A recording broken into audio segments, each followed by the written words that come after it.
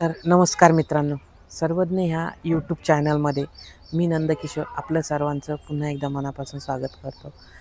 देवगिरी हा किल्ला आपल्याला आज बघायचा आहे. देवगिरी म्हणजेच देवांचा पर्वत असा याचा अर्थ होतो. पहिले ह्या किल्ल्यावरती खूप सारे देवतांचे मंदिरं बी होते, त्यामुळे याला देवगिरी असं नाव देण्यात आलं होतं. त्यानंतर कालांतराने ज्यावेळेस बहामनी सत्तेचं राज्य ह्या किल्ल्यावरती आलं, त्यावेळेस इथे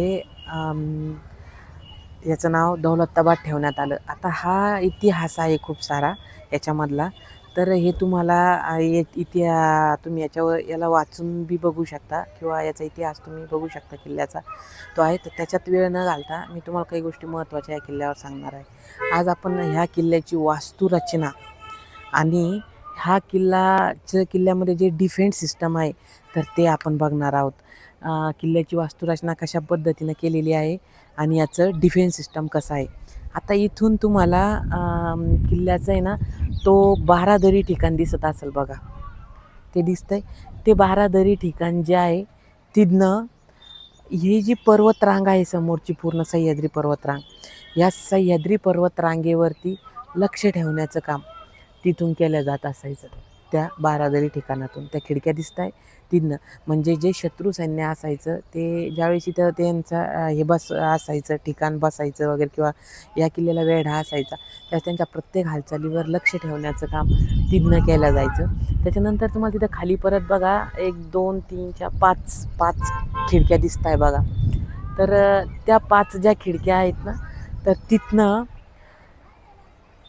या रांगेच्या खालचा भाग, म्हणजे जिथं सैनिक किंवा त्यांचे ग्रुप्स बसायचे त्यांच्यावर लक्ष ठेवण्यासाठी, आणि बारादरी या ठिकाणाहून ज्या या पर्वतरांगेवरील जे दऱ्या आहेत किंवा याच्यातून ज्या खिंड्या आहेत तिथून येणाऱ्या सैन्यांवरती लक्ष ठेवण्याचं काम, त्यांच्या प्रत्येक हालचालीवर लक्ष ठेवण्याचं काम. त्यानंतर वरती एक मंदिर आहे आणि नंतर हे बुरुज. तर अशा प्रत्येक ठिकाण या किल्ल्यावरती त्यांनी कशा पद्धतीनं बनवले आहेत, डिफेन्स सिस्टम कसं तयार केलेलं आहे हे बी आपल्याला बघायचं आहे.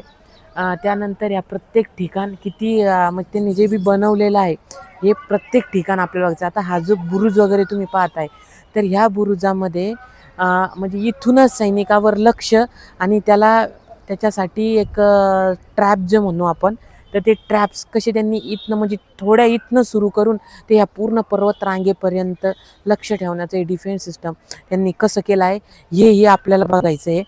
आणि एक महत्त्वाचं अजून तुम्हाला सांगायचं म्हणजे, हे बुरुज जे आहेत ना बांधलेले किंवा भिंती बांधलेल्या आहेत, या कोणत्याही भिंती सरळ बांधलेल्या नाही आहे, या जाणीवपूर्वक नागमोडी वळणामध्ये बांधलेल्या आहे.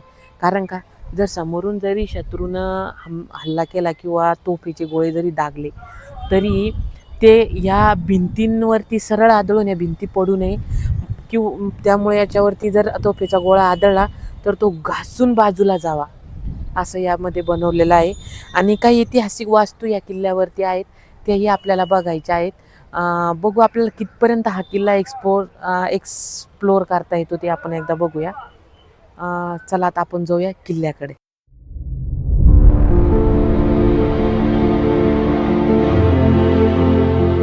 तर आपण आता उभे आहोत अंबरकोट ह्या ठिकाणी. अंबरकोट हे नाव नंतर देण्यात आले, अंबरकोट, महाकोट आणि काळाकोट. तर ते का देण्यात आले ते मी तुम्हाला सांगेल. आता आपण उभे आहोत हे अंबरकोट ठिकाण. अंबरकोट म्हणजे कसं, बंदिस्त पण खुला असं ठिकाण. तो अंबरकोट ज्यांनी बांधला तो म्हणजे मलिक अंबर याने. मलिक अंबर हा बहामनी सत्तेचा एक धूर्त सेनापती असं म्हटलं जातं त्यांना. का तर कारण हा जो किल्ला आहे हा सरळ युद्ध करून जिंकणं म्हणजे शक्य नाही आहे.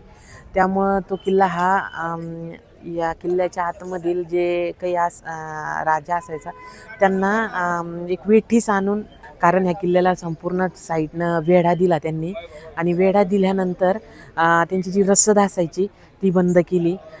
त्यानंतर जे धान्याची रसद जायची त्या लोकांना पैसे देऊन त्यांच्यासोबत त्यांनी म्हणजे त्यांना एक फितुरी करायला लावली, आणि जे रसदीचे जे धान्याचे जे गोण्या असायच्या त्या जागी त्यांनी भुस्याचे पोते वगैरे टाकून आतमध्ये पाठवायचे. त्यामुळे त्यांना रसद जी पाहिजे होती ती मिळत नसायची. त्यामुळे त्यांनी भुके असल्यामुळे त्यांनी हा किल्ला, किंवा तसं म्हणण्याऐवजी असं म्हणू की त्यांनी वेठीस येऊन हा किल्ला मलिक अंबरला देण्यात आला. हा मलिक अंबर थोडासा याला नगरविकास कसा करायचा हे चांगलं माहिती होतं, कारण त्यांनी ह्या अंबरकोटाची निर्मिती केली नंतर. आणि ह्या अंबरकोटामध्ये त्यांनी विहीर, बावडी याची स्थापना याचं काम केलं. याच्यामध्ये बावडी वगैरे बी बांधली त्यांनी, आणि पाण्याची एक सुविधा त्याने ह्या किल्ल्यामध्ये केली.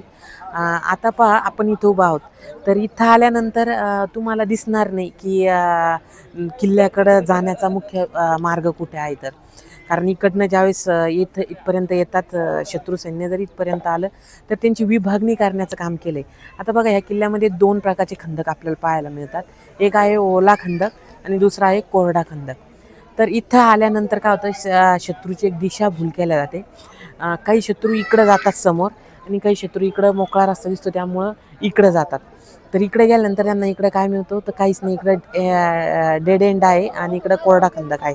तर तो कोरडा खंदक मिळतो, आणि इकडे गेल्यानंतर त्यांना दरवाजा आहे. आणि परत अजून सरळ जर समोर गेले तर कोरडा खंदकच आहे आणि डेड एंड आहे, बाकी काही नाही. आणि तुम्ही आता हा जो बुरुज बांधलेला आहे ना, तुम्ही याची वास्तुरचना एकदा बघा या बुरुजाची. तर या बुरुजाची वास्तुरचना म्हणजे अशी आहे की हा पूर्ण असा गोल आणि नागमोडी बुरुज तयार करण्यात आला आहे. याचं वैशिष्ट्य असं आहे की इकडनं ज्यावेळेस तोफीचा वार त्या बुरुजावर केला जाईल, तर सरळ भिंत असती तर ती पडली असती. त्यामुळे त्यांनी काय केलेला, नागमोडी बनवलं. कारण तोफेचा जो गोळा आहे तो त्याच्यावरती आदळून, तो घासून एका साईडनं निघून जावा, असं याच्यावरती केलं आहे त्यांनी. वरती एक छोटीशी एक खिडकी तुम्हाला इथं दिसत असेल बघा. तर ती खिडकी म्हणजे सरळ येणाऱ्या शत्रूवरती लक्ष ठेवण्यासाठी असायची, आणि टेहाळणीसाठी केलेला हा बुरुज. म्हणजे वरतून इथल्या जागी जे शत्रू सैन्य असायचं त्यांच्यावरती लक्ष देण्यासाठी केलेला हा टेहाळणी बुरुज आहे हा. आता आपण जाऊया मुख्य दरवाजाकडे. तर चला दरवाजाकडे जाऊ आपण.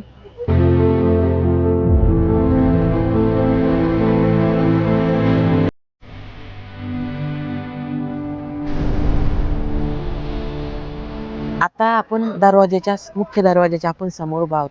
आता हे दरवाजा म्हणजे कसा, तर ह्या किल्ल्याचा प्रत्येक दरवाजा म्हणजे 52 दरवाजे आहेत असं म्हटलं जातं, त्यापेक्षा जास्त आहेत. या दरवाजे असे आहेत की हे दरवाजे जसं जसं आपण आता किल्ल्यामध्ये जाऊ तसं तसं दरवाजा लहान, म्हणजे दरवाजाची साईज लहान होत जाते आणि बुरुजांची साईज उंच होत जाते. ह्या दरवाजाचे ते मी तुम्हाला प्रत्येक दरवाजा गेल्यानंतर दाखवेलच तुम्हाला मी. आणि आता हा मुख्य दरवाजा, तर दरवाजा तुम्ही व्यवस्थित बघा एकदा. दरवाजाचं पहिले एक दरवाजाचं सांगतो मी तुम्हाला. दरवाजा हा जो आहे हा लाकडी दरवाजा आहे. ह्या लाकडी दरवाजाला ज्यावेळी शत्रू सैन्य येऊन त्याला जाळून त्याला पाडतील म्हणून त्याच्यावरती लोखंडी पट्ट्या मारलेल्या आहेत त्यांनी, आणि त्या लोखंडी पट्ट्यांवरती अणकुचीदार स्क्रू जे असतात, खिळे असतात मोठाले, तर ते लावले त्यांनी. ते स्क्रूचं महत्त्व असं की ते जे स्क्रू आहे तर त्याचं जे लॉक आहे ते आतल्या साईडनं आहे, दरवाजाच्या आतील भागातून आहे. मग ते सहजासहजी कोणाला काढता येणार नाही त्यासाठी. आणि त्याचा फायदा असा की जे बलाढ्य हत्ती वगैरे असायचे ते दरवाजाला पाडायचे, त्यामुळं ते जे स्क्रू असायचे तर ते त्यांच्या पायामध्ये घुसायचे हत्तीच्या, त्याच्यामुळं ते दरवाजांना पाडता येत नसायचा. ते एक महत्त्वाचं. आणि त्याला नंतर काय करायचे, विष लावून ठेवायचे, म्हणजे हत्तीनं जरी त्याला लात मारली किंवा लागली तरी ते विष हत्तीच्या शरीरात जाऊन तो मरावा, त्यासाठी केलेलं त्यांनी एक डिफेन्स सिस्टम. आणि परत त्या दरवाजाला एक दिंडी दरवाजा आहे एक छोटा. तो दिंडी दरवाजा म्हणजे कोणताही शत्रू सैन्य असो किंवा कोणी असो, त्याला जर किल्ल्याच्या आत प्रवेश करायचा तर दिंडी दरवाजा उघडायचा, तो खाली वाकून येणार. आपला सैनिक असला तर सोडायचा, आणि जर शत्रू सैन्य असेल तर लगेच त्याचं मुंडकं कापायचं. ही स्ट्रॅटर्जी तिथं वापरलेली आहे. आणि त्याच्यानंतर तुम्ही बघू शकता, लगेच भिंताची दरवाजा केल्यानंतर असा सरळ मार्ग केलेला नाही त्यांनी, भिंतीला असा कर्व आकार दिलेला आहे त्यांनी. का? कारण जर हत्तीनं धडक दिली, दरवाजा पाडलाही, तरी तो डायरेक्ट जाऊन कुठं जाणार, त्या भिंतीवर जाऊन आदळणार. आणि त्याला एक तर तो आदळल्यानंतर एक तर त्याला जी इजा व्हायची ती होणार, किंवा तो मरण पावणार. हे एक डिफेन्स सिस्टम त्यांनी केलं. त्या दरवाजाच्या आतमध्ये परत साईडला तुम्हाला 2 होल पाहायला मिळतील, आणि त्याच्या आतमध्ये एक ओंडका टाकलेला मिळेल तुम्हाला. तर तो ओंडका म्हणजे असा असतो की दरवेळेस त्या ओंडक्या ज्या होल आहेत ते भिंतीला मारले ज्या तो ओंडका टाकेला आहे त्याची जागा जी आहे खोली ती नेहमी बदलत असते. कधी या बाजूला असेल तर कधी या बाजूला. का तर ते शत्रूला कळू नये म्हणून. त्यानंतर वरती तुम्हाला त्या खिडक्या दिसत असतील, तर त्या बुरुजावरील ज्या खिडक्या आहेत वरच्या, तर त्या खिडक्यांमधून म्हणजे लक्ष ठेवण्यासाठी की इकडं किती शत्रू पळत, इकडं किती शत्रू गेलेत आणि कुठपर्यंत गेलेत ते पाहण्यासाठी आणि बाहेर लक्ष ठेवण्यासाठी सुद्धा. आता बघा आणि ह्या ज्या तुम्हाला खिडक्या दिसताय ना, तर ह्या खिडक्या म्हणजे इकडं कोणी जर शत्रू लपलेला असेल, तर त्याच्यावरती लक्ष ठेवण्यासाठी याही दैननी खिडक्या काढलेल्या आहे. हे ॲक्च्युली पडलं होतं, पण आता नंतर याला परत पुन्हा बांधलेलं आहे. पण काही बुरुज हा तुम्ही जर बघितला, तर तुम्हाला हा जुना दिसेल जशाला तसा बांधलेला आणि काही बुरुज हा आता नवीन त्याचं बांधकाम झालं आहे. पण पहिला जसा होता त्या पद्धतीनं याला बांधलेलं आहे या बुरुजाला. आणि जरी आपण जर आता इकडे गेलो समोर, इकडे काही मिळणार नाही आपल्याला. खाली आहे पूर्ण आणि पूर्ण बंदिस्त ठिकाण आहे. म्हणजे बंदिस्त आहे, पण एक कोरडा जो खंदक आहे तो आपल्याला इकडं समोर पाहायला मिळतो आता.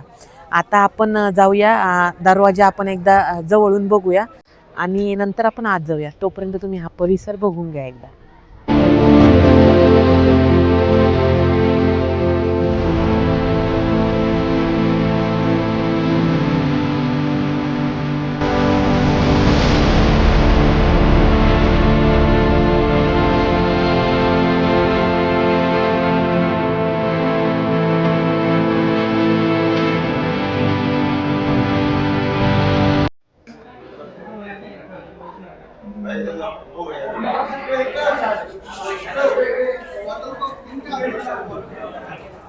हा आहे छोटासा इथं दिंडी दरवाजा पाहायला मिळतो बघा.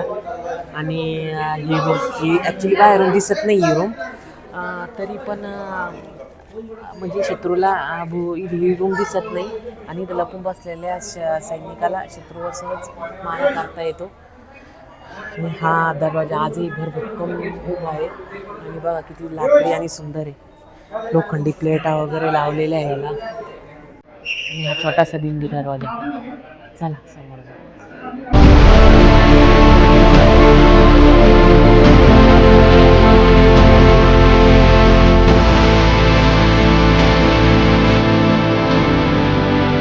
बुरुजावर जाण्यासाठी मार्ग आतून केला आहे त्यांनी वर जाण्यासाठी. तिकडं अलाउड नाही जायला आपल्याला, नाही तर गेलो असतो आपण वर बघायला बुरुजावरती पण. आणि हा बघू शकता कसा असा मस्त कर्व केला आहे त्यांनी याला गोल. डिफेन्स सिस्टम म्हणजे इथं जर शत्रू लपला इकडं तरी तो सगळीकडून दिसन असा हा भाग केला आहे त्यांनी. इथं जर मध्ये कुठं तर शत्रू जर लपला तर वरती एक छोटीशी खिडकी पण केली बघा यांनी. ती बी खिडकी तुम्हाला दाखवतो मी. डिझाईन आहे जुनं केलेलं आणि त्याच्यामध्ये एक छोटासा खिडकी काढलेली आहे म्हणजे थोडासा प्रकाश इथं यावा ह्या इंटेन्सनी. गोपाल ये इथं वर दाखव ना एकदा.